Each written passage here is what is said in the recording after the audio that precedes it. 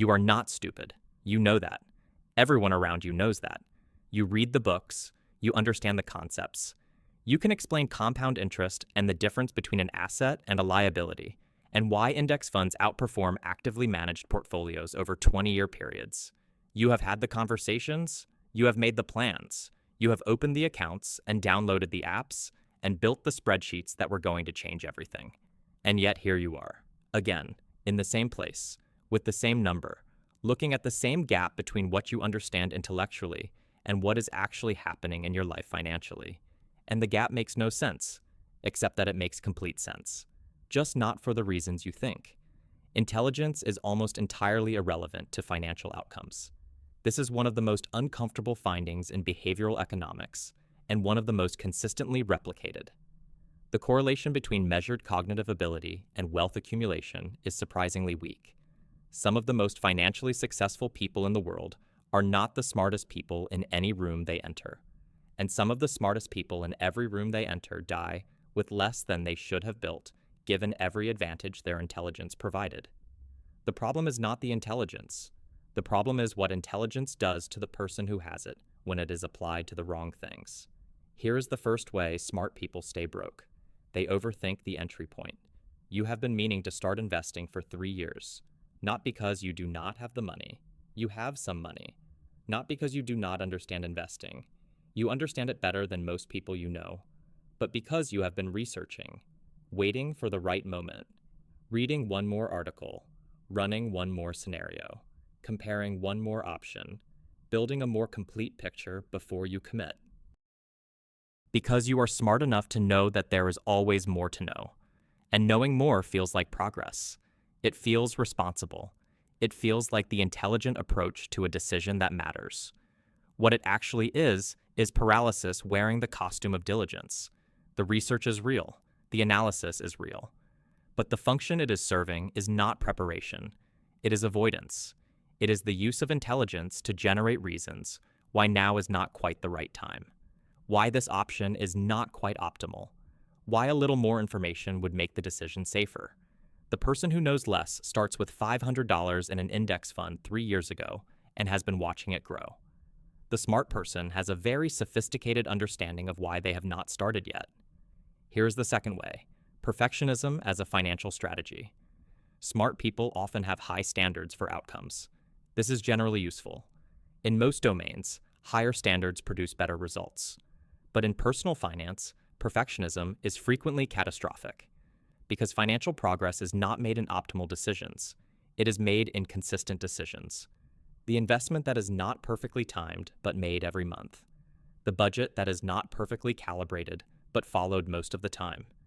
The business that launched before it was fully ready and learned from being in the market. Perfectionism delays the consistent action that compounds. And compounding does not care about your standards. It only cares about time. Every month you wait for the perfect conditions is a month of compounding that does not happen. And those months add up to the gap between where you are and where your intelligence suggested you would be by now. Here's the third way: the income trap. Smart people tend to be good at generating income.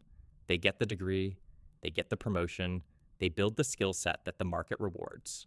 And income goes up. But here's what happens to lifestyle when income goes up for someone who has never developed a conscious relationship with money. It expands to fill the space, not through extravagance necessarily, through the accumulation of reasonable decisions. The better apartment because you can afford it now. The nicer car because it makes sense at this income level. The restaurants and the travel and the clothes that are appropriate for someone at your professional level. Each decision is defensible.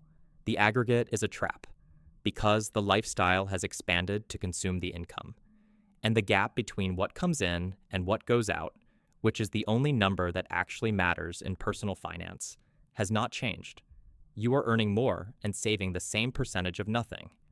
The income trap is particularly insidious for smart people because their income tends to rise faster than average, which means the lifestyle expansion can happen faster. And the social environment tends to rise with the income. The people around you at each new level are spending at that level, and spending at the level of your peers feels normal, feels appropriate, feels like the natural consequence of having worked hard enough to be here. It does not feel like the mechanism by which wealth fails to accumulate, but that is exactly what it is. Here is the fourth way: using intelligence to justify spending. Smart people are very good at building cases, at assembling evidence and reasoning and framing that supports a conclusion. This is extraordinarily useful in many contexts. In the context of personal financial decisions, it is dangerous, because the brain that can construct a sophisticated argument for why this is actually a good investment, why this purchase is actually an asset, why this financial decision is actually strategically sound, is also the brain that is rationalizing. And rationalization and reasoning feel identical from the inside. They use the same cognitive machinery. They produce the same feeling of logical progress toward a justified conclusion. The difference is the direction of travel. Reasoning starts with evidence and arrives at a conclusion. Rationalization starts with a desired conclusion and works backward to find supporting evidence. Smart people are exceptionally good at the backward version without knowing they are doing it. The car is an investment in professional image. The vacation is necessary for mental health and therefore productivity. The expensive apartment is in a better location, which saves time, which has financial value. The course is an investment in skills that will pay dividends. Some of these arguments are partially true. None of them are the real reason. The real reason is that you wanted the thing, and you are smart enough to build a case that makes wanting the thing feel responsible. And the smarter you are, the more airtight the case. And the more airtight the case, the less visible the rationalization. Here is the fifth way: fear of looking stupid. This one is the most hidden and probably the most powerful. Smart people have a particular relationship with the appearance of not knowing things. Having been defined by intelligence, often from a very young age, the experience of not knowing something carries a specific shame that people who were not defined that way do not carry in the same way. And personal finance is a domain full of things that smart people are supposed to know, but often do not, because intelligence in school has almost no correlation with financial literacy. You can be exceptional at mathematics and have no practical understanding of how money actually works in a life. So the smart person who does not know what they are doing financially has two options: learn, which requires admitting not knowing, which is uncomfortable enough to avoid, or perform confidence while continuing not to know, which is considerably more comfortable in the short term and considerably more expensive in the long term. The financial advisor they never hired because the conversation would reveal the gaps. The accountant they avoided because the questions would expose the confusion. The basic financial education they never sought because seeking it would mean admitting they needed it. And smart people are very good at not needing things, or at least at not appearing to. Here is the sixth way: complexity as a substitute for action. Simple financial strategies work. Index funds, consistent saving, living below your means, time in the market. These are not exciting. They do not require intelligence to execute. They require only consistency. And consistency is boring. And smart people are often allergic to boring, not because they are lazy, because their minds require stimulation. And a simple financial strategy that requires the same action every month for 30 years provides almost none. So the smart person finds complexity. They research alternative investments.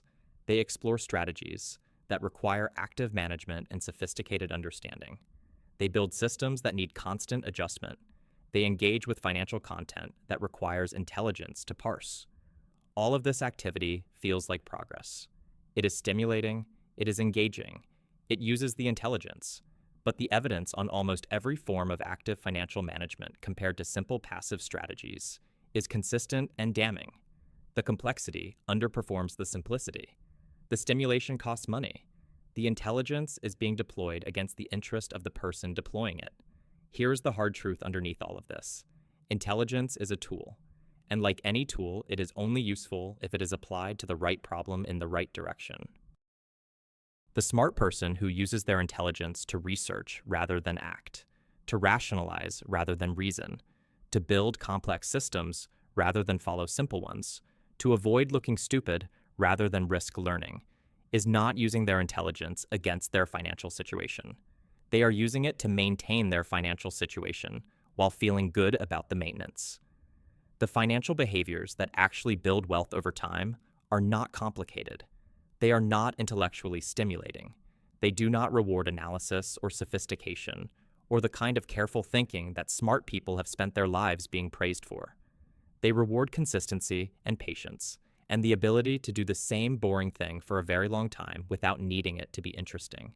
That is the skill, not intelligence. And it turns out that skill has nothing to do with how smart you are. It has everything to do with what you do when being smart is not enough.